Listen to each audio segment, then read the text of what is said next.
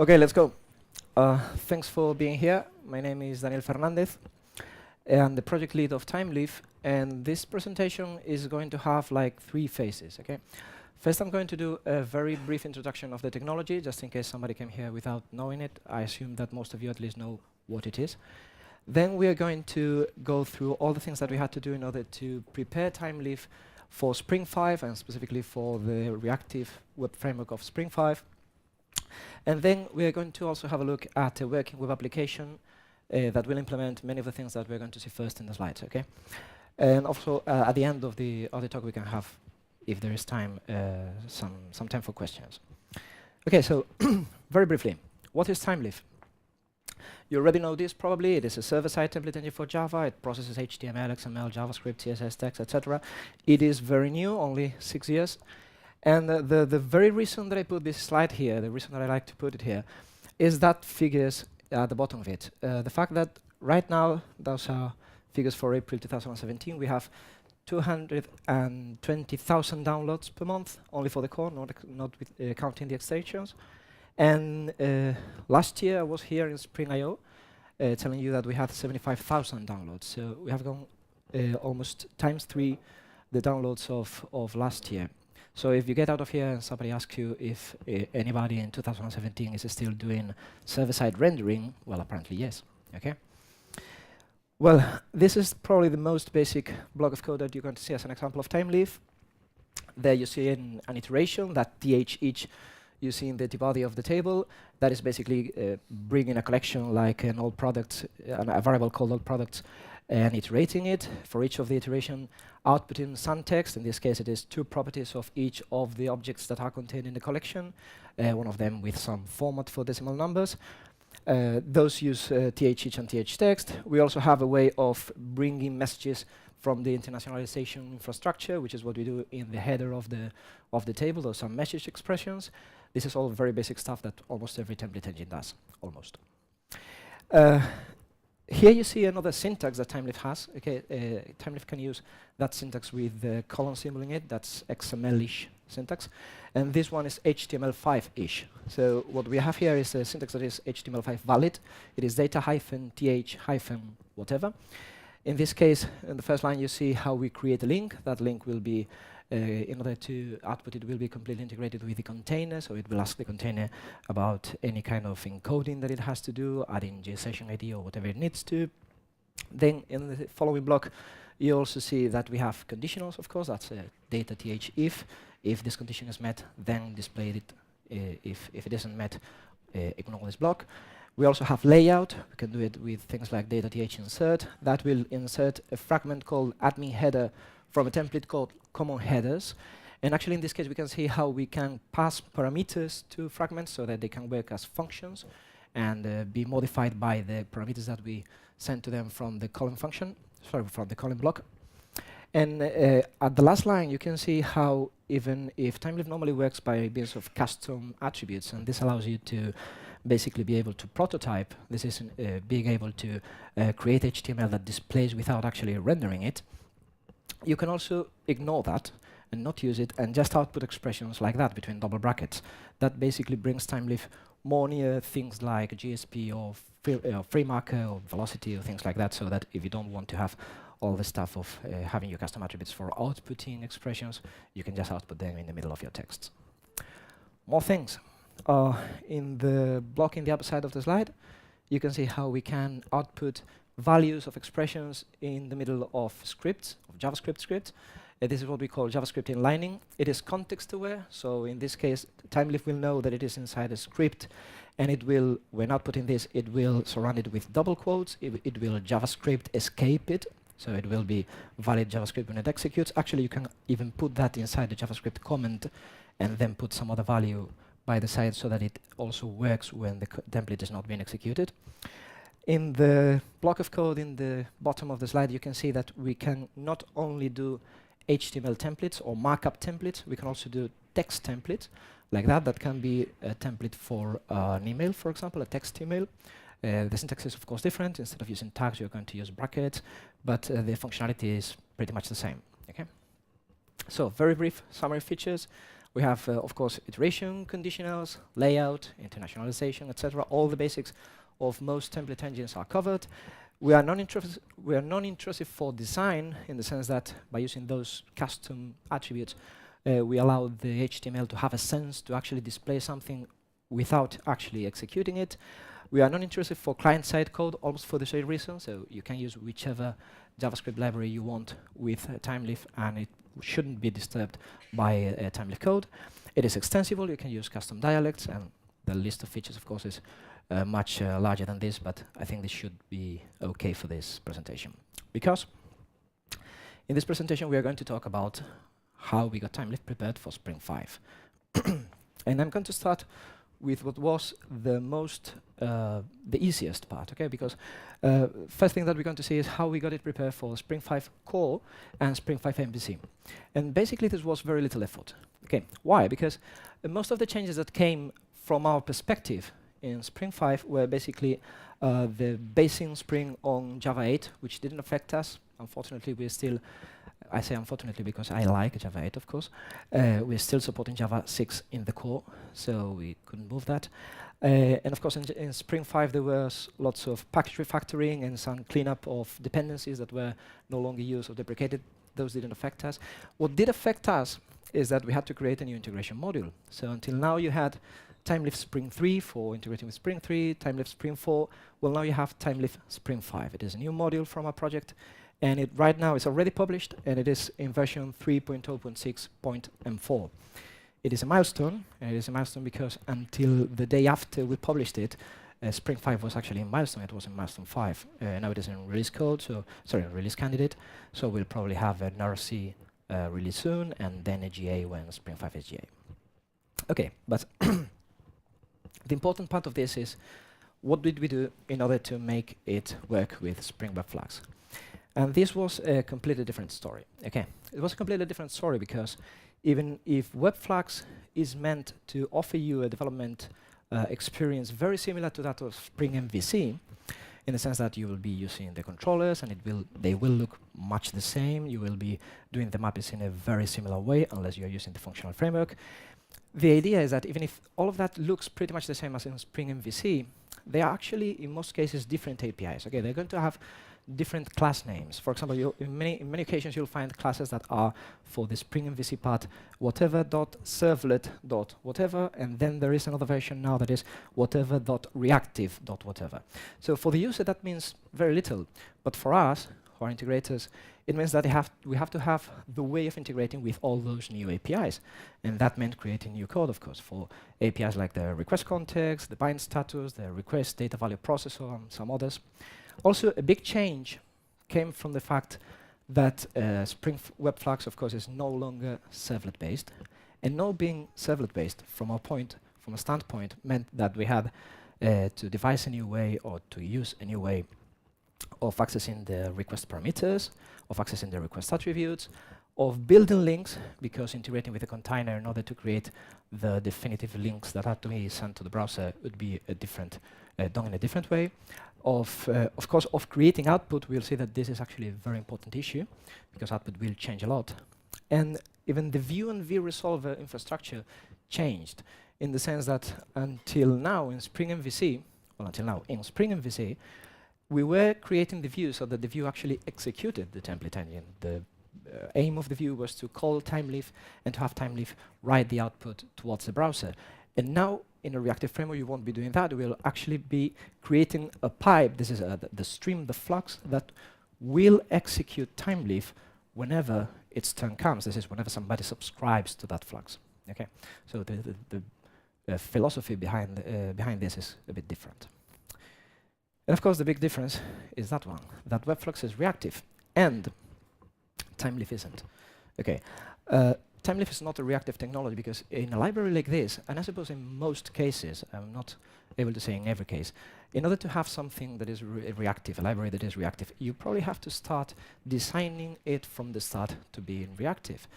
And that in our case wasn't the case, and we already have 200 120,000 downloads per month of people that wouldn't like a complete rewrite of the framework in this specific moment, or the core of the core in this specific moment. So what we had to do is to say, okay, Thymeleaf is not reactive, but let's try to do it reactive-friendly. Okay, and in order to make it reactive-friendly, we had to look at in which points of a Thymeleaf execution we would be disrupting WebFlux's reactiveness. Okay, and that disrupting of WebFlux's reactiveness would come from in which points of our code we would be blocking. So we identified mainly 3 points in which we would be blocking and we could be an issue for WebFlux. First was template reading. Now, template reading was or could be an issue because basically we don't use asynchronous input-output. We don't use any kind of reactive input-output. We're using normal input-output for reading the templates. And this could block. However, this could be palliated actually quite a lot if you use the cache. Normally, in a production environment, you won't have the template engine reading the templates from the disk. You'll have all your templates cached, and you have it reading templates from memory. However, think that accessing the cache at memory isn't still completely unblocking, or could be still a bit blocking if you think that the cache uses a reentrant read-write lock. So it actually has to impede that a writer and a reader are accessing the cache at the same time. Okay, this isn't really much of an issue if you think that normally the number of templates that a web application has are a discrete set, and those are probably written to the cache at the beginning of the application executions, and there, if the cache is large enough, they will live there and you'll only have reads to the cache, and all reads can happen at the same time without blocking. So it is a potential problem, but a very little potential problem. We can still call it reactive-friendly here. Then second possibility is the fact that we might have blocking data retrieval. Okay, and this is out of our hands. This is something that we cannot control. For example, even if you have a WebFlux application, somebody could be doing a JDBC connection to a database, a JDBC retrieval of data by means of a query, and then getting a result set and putting it in the model as a model attribute, and have Thymeleaf iterate it and print all the values. Well, if you have that, there's nothing you can do. That is JDBC that's going to go to the database driver, and it's actually going to block. So it will depend on how the user uses the infrastructure that is behind the web framework itself in order to retrieve the data. And the third point is output. And output was an issue. Actually, it was the biggest issue. The biggest issue was that because in WebFlux, we no longer, as we are not bound to the servlet API anymore, we are no longer having that HTTP response get with writer that we have before. Before, we just got the writer of the response. That writer went directly to the buffers of the container, of the Tomcat or whatever you were using, and you'd have Thymeleaf directly writing there and waiting for the buffer to complete and to be sent to the browser. But now, WebFlux won't give you direct access to the output channel. What it will have, what it will do, is expect you to work as a publisher of data buffers. Okay, a data buffer is an input-output structure in Spring 5. You can think of it as if it were a byte array. Okay, and the idea is that you have to work by producing this kind of byte arrays and passing them to the rest of the infrastructure, to the rest of WebFlux, so that WebFlux is able to send it to whoever is managing the output channels, might be Netty, Tomcat, whoever it is. Before this, you have two alternatives. First would be to be, okay, I'm a publisher of data buffer, but I will be a publisher, a mono of data buffer. So I will only create one data buffer. That means that you will have Thymeleaf executing in memory, writing all the HTML that it has to write, putting it in that big byte array, that big data buffer, and once it is completed, send it to the output channels, or let it be sent to the output channels. Okay? This might work if your templates are tiny, or they are very small, and you won't be having to use any kind of additional infrastructure, which could be okay. But as your templates or the result of executing your templates grows or potentially can grow, this can be an issue because you will have all the HTML that you generate in memory at some point. So the idea is that you should probably want to establish a limit in the size of those data buffers, of those byte arrays full of HTML that you generate, so that whenever one of those data buffers reaches the limit, it is sent to the output channel. You have Thymeleaf stopped there without executing anymore. You cannot just be in a thread and wait. That wouldn't be reactive. Okay, you have to stop there, wait for the data buffer that you have just generated go downstream until the output channels process it, and then request more units. In this case, request more data buffers. So you are now subject to back pressure. And in order to be subject to back pressure, you have to have that capability of stopping. Okay, you cannot be a hot source. That would be an alternative. You say, no, okay, I'm a hot source, so a hot source is basically I will publish my events even if nobody is listening. That template rendering doesn't work that way. You actually have to have somebody listening to the output channels, and send them to the browser. You cannot have a buffer there either, because in that case you'd be putting everything in memory. So you have to be subject to back pressure. And in order to understand why being subject to back pressure was difficult, we can have a look at why or how Thymeleaf works. We can say normally. Okay. Normally, Thymeleaf is input-driven. So you'll have your cache. Your cache will contain the template model. The template model is basically a very large sequence, or a large sequence of events that the parser generated when passing your template. That is start tag, end tag, attribute, text, CData, comment, whatever. That is your template.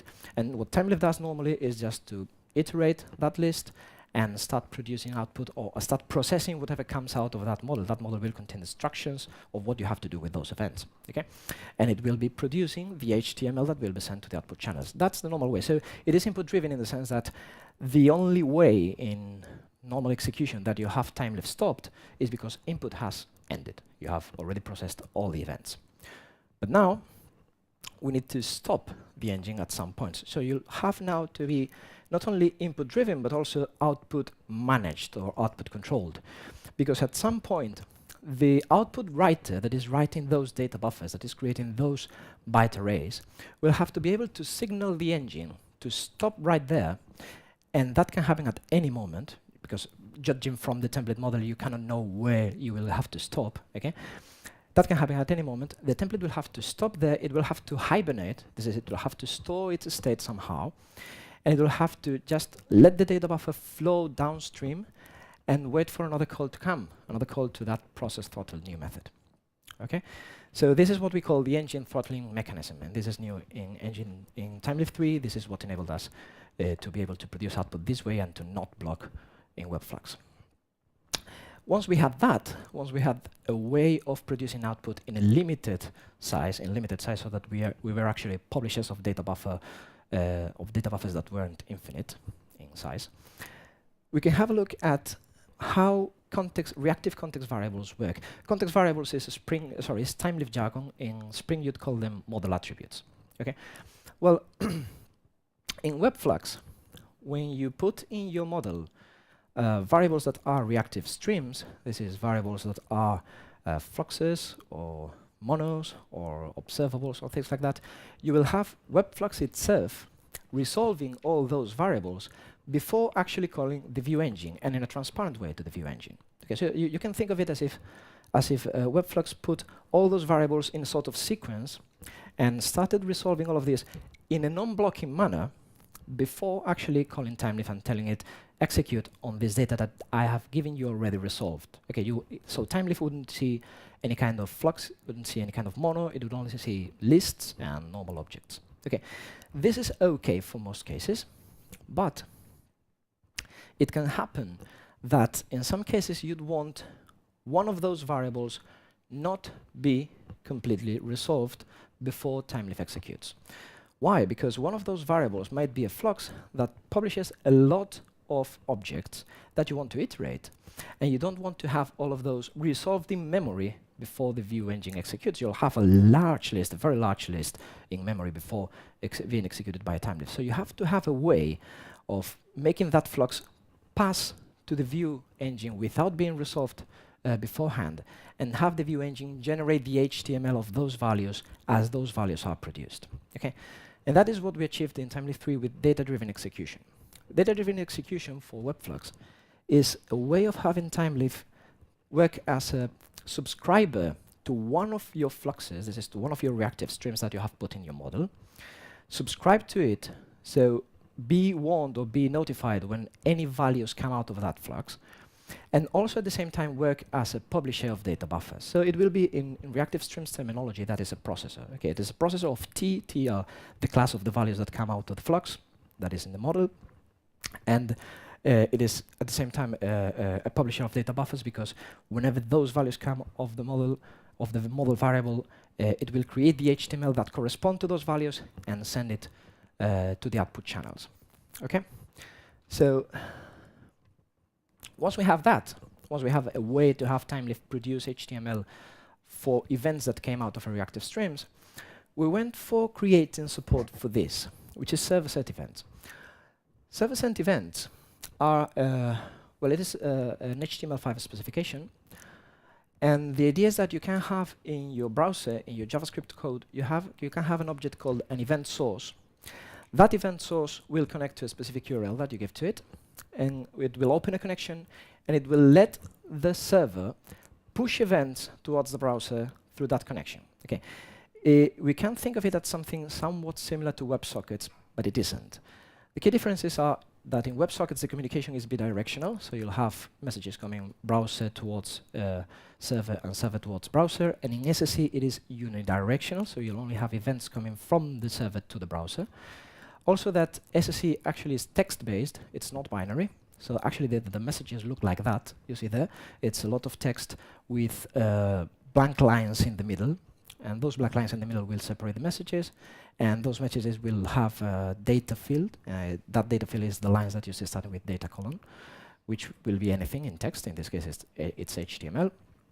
It can have an ID for each event. It can have a type of event, which is the field called event, etc. So you'll have a stream of those being sent to the browser at any moment. Also, another key difference between SSE and WebSockets is that there is a browser, you wouldn't imagine which one, that doesn't support them yet. Okay, it is in the to-do, I mean, it is in the backlog right now, but as of now, it isn't supported. Anyway, there are polyfills for this, so you can actually emulate the way SSE works even in that browser. Okay, so once we have that, what we did is, once we have data-driven execution, what we did is allow Thymeleaf to create SSE in HTML. Normally, SSE as server-side events are used for pushing JSON to the browser. Okay, but with this, we allow Thymeleaf to generate HTML and send it to the browser, HTML in pieces of HTML that are generated at the same rate that values come out of some of your publishers, sent to the browser, and so that your JavaScript code, all that has to do is to say my container dot inner HTML, this thing that comes out of the connection. Actually, we will see an example of that in a moment. Okay, so it is simpler to use, or might be simpler to use. Summarizing then, we have now in Thymeleaf 3 with WebFlux, we have 3 reactive-friendly operation modes. The first one is not exactly very friendly, but it is a valid way of working if it's all that you need, which is the full mode. Full mode basically allows, of course, WebFlux to perform all the resolution of your reactive variables, so that all that arrives to the template engine are lists and objects. That's okay, but then it will generate only one buffer containing the entire output in HTML, and it will be sent to the output channels. Then if you set a size or a maximum size to the data buffers, you'll have chunked mode. And chunked mode will do similar things to the full mode, except that it will actually stop Thymeleaf each time the data buffer has reached its size limit. So you will have a throttled execution, like what I've explained a moment ago. So with this, you'll be generating at maximum data buffers of that specific size. That can be 8K, 4K, whatever you need. So your memory will be safe. And then if you want Thymeleaf to actually work as one step in one of the flows of data that you have, so that as values come from wherever it is the source, I don't know, for example, a MongoDB reactive driver, as values come out of that, you generate the HTML for that and you send it to the browser, then you have it, or you send it to the output channels, then you have data-driven mode. So these are the 3 execution modes that Thymeleaf will have for WebFlux. Okay, so this was for WebFlux, but I want to spend a moment talking about Spring Boot. There are some changes in Spring Boot related to Thymeleaf in Spring Boot 2.0. The first one and most important for us is that Spring Boot 2.0 will use Thymeleaf 3 by default. Right now it's still using Thymeleaf 2.1.5. So this one will come with Thymeleaf 3 as a default. And then it is also important because it seems to me that Spring Boot 2.0 is meant to be, or is bound to be, the main way to develop Spring WebFlux applications. It looks like that to me right now. So it was important for us that we had auto-configuration support in Spring Boot 2.0 for the reactive side of the Thymeleaf plus Spring 5 integration, so that we could have not only the integration that we already have now, so that Spring Boot creates the view resolver for you, the template engine for you, the template resolver for you, etc., but that it also does that in WebFlux application, because we really need different infrastructure for WebFlux applications. There is a template engine specific for WebFlux, a template engine implementation specific for WebFlux. There is a view resolver implementation specific for WebFlux, and so this is something that was important for us, and that actually was added to Spring Boot 2.0 like 2 weeks ago. Thank you very much. And makes it very easy to use right now. You just have to get your Spring Boot application at the starter for Thymeleaf, and it will determine if it is a WebFlux application or a Spring MVC application, and automatically configure all that you need in order to start using Thymeleaf in the same easy way as you would start using it in a Spring MVC application, in a normal Spring MVC application. You'll just have your templates in static templates, and you'll just start away. Okay. Right. Now let's have a look at an application that I brought here. Let's see if we can see it. All right. Is that part readable? Yes? Good. We'll start by the POM XML. This is called Match Day, as you can see. Okay.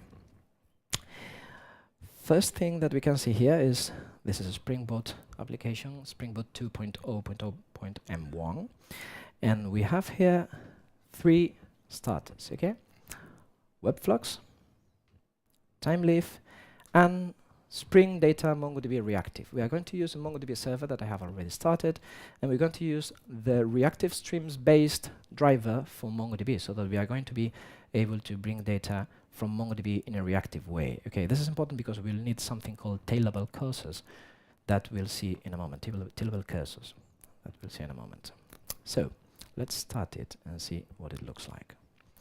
The idea of this application is that it has 3 parts. Okay, first it has a web interface. You're going to see it in a moment, and then it has 2 agents, which you can think of them like threads. Okay, those threads will be inserting data in a MongoDB application, in MongoDB collections, for matches. We're going to see the results of matches and the events that are happening in matches, in football matches. And those 2 engines will be executing so that they insert random events like yellow cards or goals or goal opportunities and so, and also comments from users, so that we can see information coming directly from MongoDB. Okay, so let's access it. Let's see what it looks like at this resolution. Well, okay. So this is the idea. We have our scores here. There you see that one of the matches already has a goal. Okay, the other ones still haven't. Actually, let's see if I refresh. Oh, that's changed. Okay, Parsley Warriors have scored. What you see here is the chunked environment, or sorry, the chunked execution that we saw in a moment. So let's have a look at it. Matches. Okay, this is what the template looks like. If you have a look at it, we simply have here an iteration. Here we're using the HTML5 valid notation. Okay, we just iterating the match statuses, which is sort of list that is coming to the from the model. It isn't actually a list. At the controller, you'll see that it is a flux, but WebFlux is turning it into it. It's resolving it before allowing us to execute. And we're just executing it, and we're just creating a table with it. So this is very simple. We'll see the controller. Matches controller. Okay. So here you can see that I have a match status repository. This is using Spring Data MongoDB Reactive. This is giving me the match status, a flux of match status. So this is a flow of match status objects that come from MongoDB. Actually, it comes from combining things in several collections in MongoDB. I just added to the attribute just like that. Okay, I don't do anything else. And this will have as an effect that WebFlux will resolve this in a non-blocking way before calling Thymeleaf. So from the standpoint of Thymeleaf, when Thymeleaf executes this matches template, it will look like a list. Actually, it will be a list. Okay, Fine. Let's have a look at other page. Let's go some goals here. Okay, the Cinnamon Sailors against the Parsley Warriors. First thing that we see here is that besides the score, we see an amount of events that are happening. Okay, these are goal opportunities, yellow card, etc. This thing is updating continuously at the same time that those agents are inserting into the MongoDB collection. If you have a look at the template, let's have a look at it. Match. Whoops. Here. The look that this has is that it is an iteration on something called a status stream. Okay. The trick here is that the first time that I executed, that I went to that page, this status stream variable was empty. Okay. But it was empty, but once the template loaded, this thing here executed. This is an event source. So this is server-sent events. Okay. This server-sent events go against one link that I'm producing here. This is a specific controller that we are going to see now. And it is a controller that will return a stream of server-sent events already rendered in HTML. So all this part you see here, all this part here, whoops, no, until that. Well, until his. Oh, a red car. Until this, all of this is HTML that is directly coming from the server, okay, in the form of HTML. Actually, you can see it. Let's have a look at it. Developer tools, network. Oh, I have to refresh in order for this thing to understand. Let's.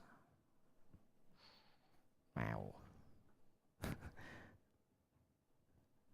I cannot make it larger. Okay. Well, it is here anyway. As you can see, this is the event stream. Okay, these are the events that are coming from the server, and you see that they are HTML events. The content of those events is HTML.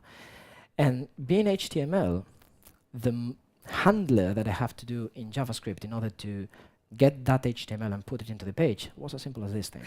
I got the block, which is the match summary block, and I did just inner HTML event data. This is very fine if you just want to update a piece of HTML, which whatever comes from the server. So if you have a look at the controller that is actually doing this, match controller, here it is.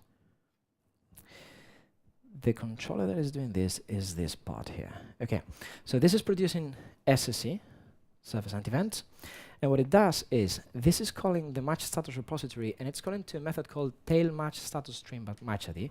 This part here is very important because if we drill down and see what it is doing underneath, it ends up calling the Mongo template and calling it with tail. This is a thing that MongoDB has, which is called tailable cursors. A tailable cursor is a query that you perform against MongoDB, which cursor remains open. After sending you all the data that corresponds to the query that you have performed, the cursor remains open. And it remains open because at the very moment that somebody inserts something into MongoDB from any other part, any other application, that corresponds to the query that you have performed, the reactive driver will send that value to you.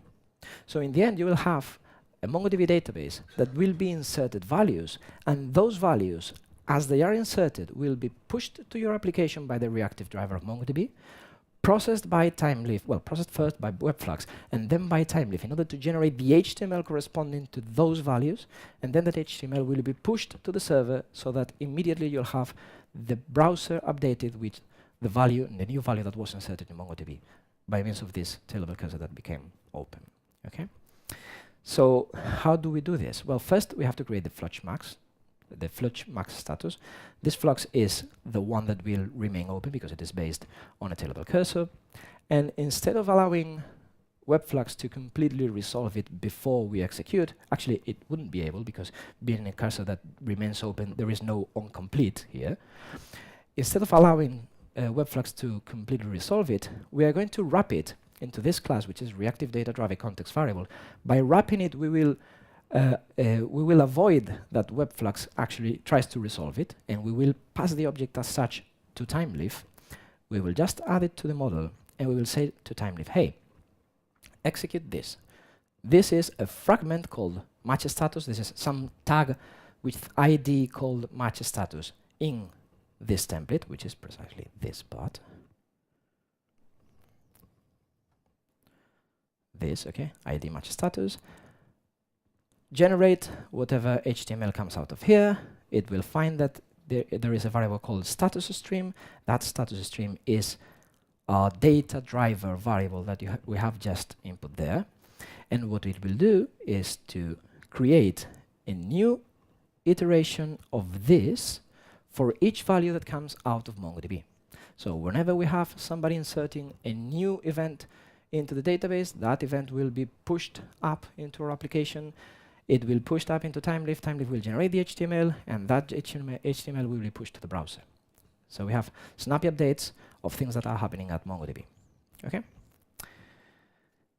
Good. But besides this, can I at least? Okay, good. Oh, many things happened. A new goal, more opportunities. Good. Besides this, we have this other thing, the match comments. These are just users that are commenting on the match.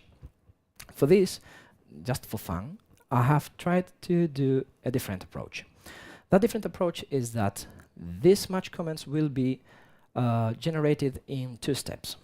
The first step will be when the page is loaded, I will bring to that page all the comments that were in the database until that specific moment. And I will just put them into the page as a data driver anyway, so it will execute at the server side, but this one will complete, it will not be a tail-level cursor, so we will have a completion of it. It will just it will just display all the list of comments, and once this ends up loading, we will have another event source. This is another SSE object bringing more comments, but this time using JSON instead of HTML.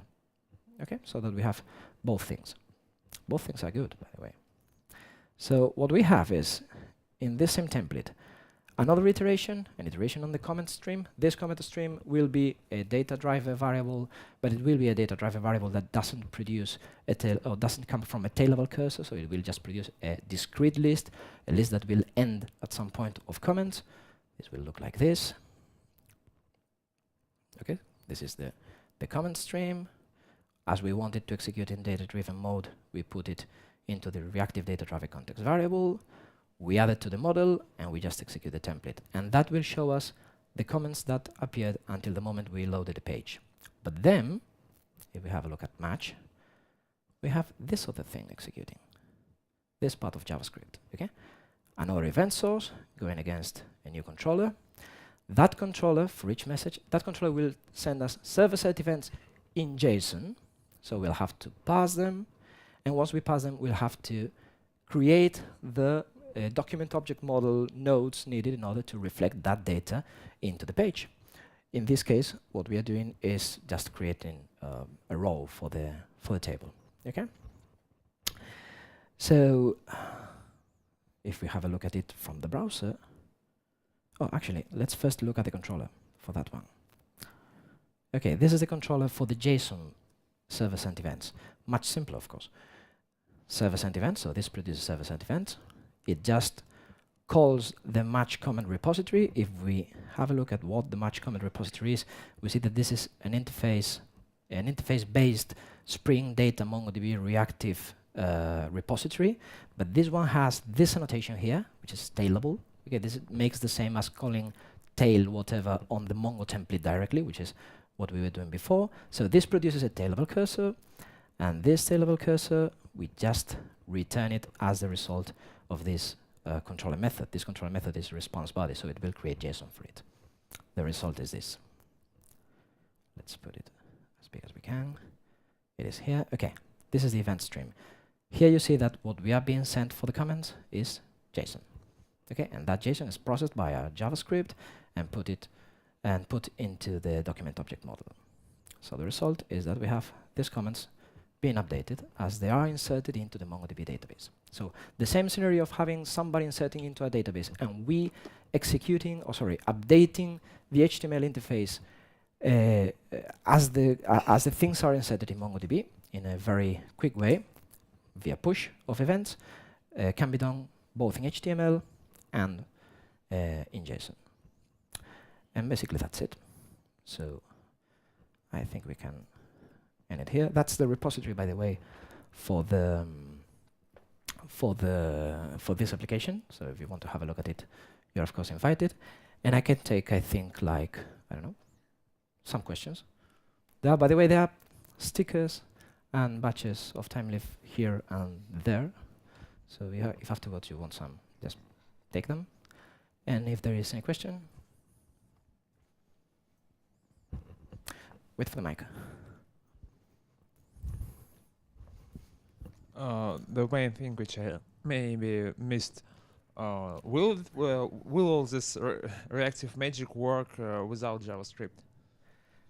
Yeah, of course, the reactive part. Yeah, you can produce the HTML from the server without any kind of JavaScript, and in a reactive way, so that you even have your flux of data coming from whichever database you have, and Thymeleaf generating HTML and sending it to the browser without actually having that part of the browser requesting it with an event source. No, that was just showing off.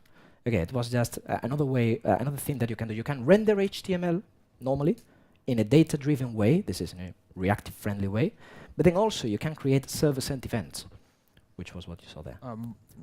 But what will happen with render is, as I understand, it's not yet written with reactive API. Yeah, actually. So probably there will be some blocking moment. No, because what Thymeleaf will do, it will fill a data buffer. Data buffer is a structure that will contain a fragment of the rendering. It will fill that data buffer. It will send it to the output channels. The output channels of WebFlux, which will communicate with whichever container there is, I don't know, Netty, for example. It will just stop there without having any kind of blocking. It will not have a thread waiting for anything. The data buffer will flow downstream in the server until it actually gets sent to the browser. And then somebody at the very farthest part of this stream will request more data buffers.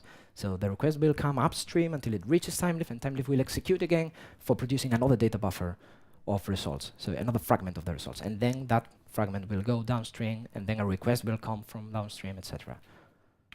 Okay, thank you. Okay. About the event stream example, it seemed that you're replacing the whole match summary with the HTML you're getting from the server. Does that mean that on the server side you are collecting all the match events in an ever-growing HTML blob? So you're practically wasting memory, or is it incremental? Or it is incremental. It is incremental because what this is doing is it is leaving that cursor with MongoDB, the cursor that brings the events that happen in the matches. That cursor that was open when the query was performed against MongoDB, that became open. It didn't become closed. It remained open. So as new values were inserted in MongoDB that matched the query, they were directly sent through the cursor towards the application. And the application, the only thing that it had to do is to react to those new values. And reacting to those new values is calling all the chain that is in Spring, WebFlux, and Thymeleaf in order to end up generating a piece of HTML that will fill a data buffer that will be sent to Netty or Tomcat or Undertow or whatever, and sent to the browser. Well, I guess I checked the example then more through. Thank you.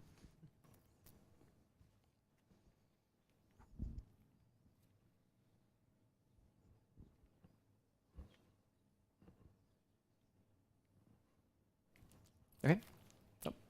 Another one.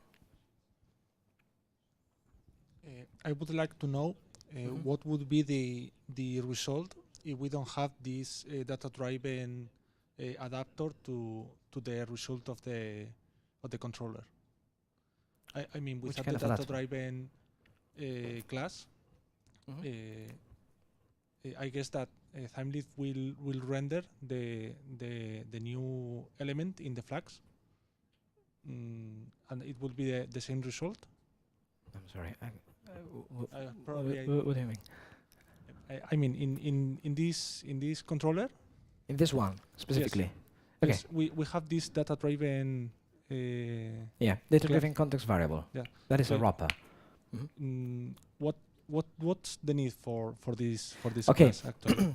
The need is if you put a Flux or a Mono or an Observer or any kind of publisher into the model and you just put it like that, you will have WebFlux resolving it before calling Thymeleaf. Resolving it, if it is a large list, means actually collecting all the values from that model into the list in a non-blocking way, but it will collect all of them. It will have them in memory. The problem is not blocking, it is memory usage here. Okay, you'll have those values in memory, and then Thymeleaf will be called with that list. You want to avoid that, because what you want is to not really have... It's in the... we can say in the non-reactive world, it is as if you don't want to first get all the values from your database through the JDBC query and then execute the view engine, but rather you want to pass the result set directly to the template engine, so that the template engine gets one value from the database, produces HTML, sends it, another value from the database, produces HTML, sends it, so that at no point in time all the values have to be in memory at the same time. So this works in the same way. This activates the data-driven mode. The data-driven mode will allow you to do that only in a reactive way. So as values come out of the publisher, you will have Thymeleaf generating the piece, the iteration, because these variables have to be iterated, okay? The iteration corresponding to that value, and then just stop. I mean, well, it will generate that into a data buffer. That data buffer will be sent to the next channels. It will stop there and wait until a new value comes out of that flux. Okay. And when I say wait, I don't mean actively wait. I mean just stop there. Thanks. Yeah.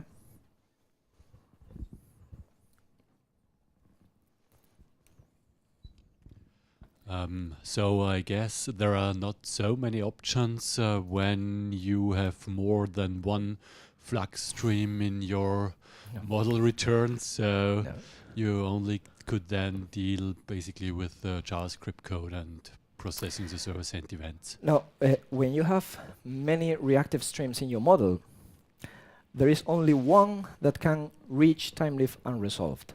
Yes. Because you have to iterate on something, and you cannot iterate on two things of the same thing. Or you can actually merge those fluxes, like for example with a zip operation if you want, if that was what you wanted to do, and then have Thymeleaf work on only one flux. But Thymeleaf has to iterate on something in order to know, because this retrieving value, sorry, not retrieving, being notified of new values from a data source, sorry, from a data stream, and reacting on those new values means that there has to be only one source for that. You cannot have two points of execution in a template working at the same way unless you are at the browser. Then at the browser you can use these things. Okay. More questions?